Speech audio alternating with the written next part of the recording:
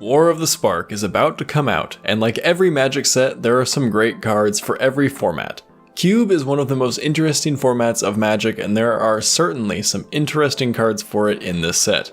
In this video, I'll be going over 5 of my favorite cards that I think would be great in Cube. Dreadhorde Arcanist is another card in a chain of red cards that are trying to be Snapcaster Mage. In Rivals of Ixalan, I was super excited about Direfleet Daredevil, which was Snapcaster Mage for your opponent's graveyard.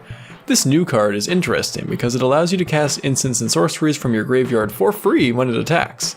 The downside is, of course, that the spell must have mana cost less than or equal to Dreadhorde Arcanist's power. To really make this card good, you need pump spells or buffs. And you can tell that's what the card wants, since it's a 1-power trampler.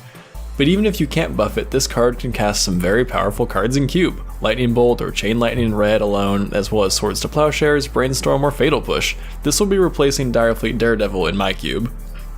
Vivien's Arcbow is an awesome alternative to a card like Birthing Pod. Birthing Pod effectively costs 3 mana to cast and 1 to activate, and asks you to sacrifice a creature to get you any creature from your deck with mana cost 1 greater than the sacrificed creatures. Vivien's Arcbow costs 2 to cast and X to activate, but only asks you to discard a card from your hand. Both cards have a limitation on what creatures you can get. The Arcbow requires a mana sink, and Pod requires a chain of higher cost creatures to feed it.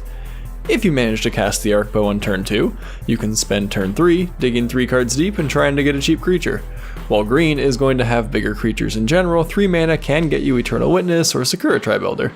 If you cast this later in the game and have mana ramp, you can get a pretty big creature.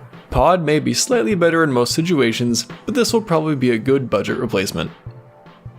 Casualties of War is definitely going to be a great commander card, but it also has potential in Cube. Modal cards are always solid in this format, and this destroys up to 5 permanents for 6 mana. You will always be able to hit a land, and most likely a creature as well. There are plenty of powerful artifacts and enchantments too. Planeswalkers will depend on the Cube, but personally mine is over 20, so this card seems quite viable. Spark Double is a clone effect, which are fun in singleton formats like Cube. This directly competes with the much more versatile Clever Impersonator, which can copy any non-land permanent regardless of who owns it. Spark Double can only copy your own creature or planeswalker with the added benefit of getting an extra counter.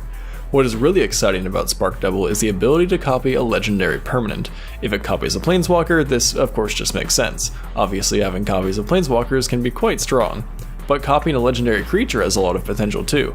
Copying something like Elish Norn, Baral, Braid's Cabal Minion, or Rashmi can make a big impact on a board.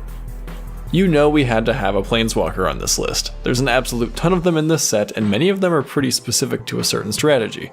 Liliana Dreadhorde General is one of the best in the set, and like all the mythic planeswalkers in War of the Spark, she has a static ability in addition to 3 regular abilities.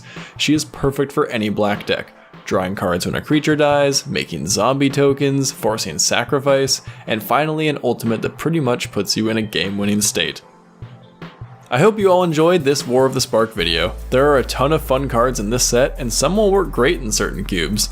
These are the ones I think would work well in generic cubes, and certainly in mine as well. If you have your own favorites, let me know in the comments, and don't forget to like and subscribe if you haven't already. See you in the next one.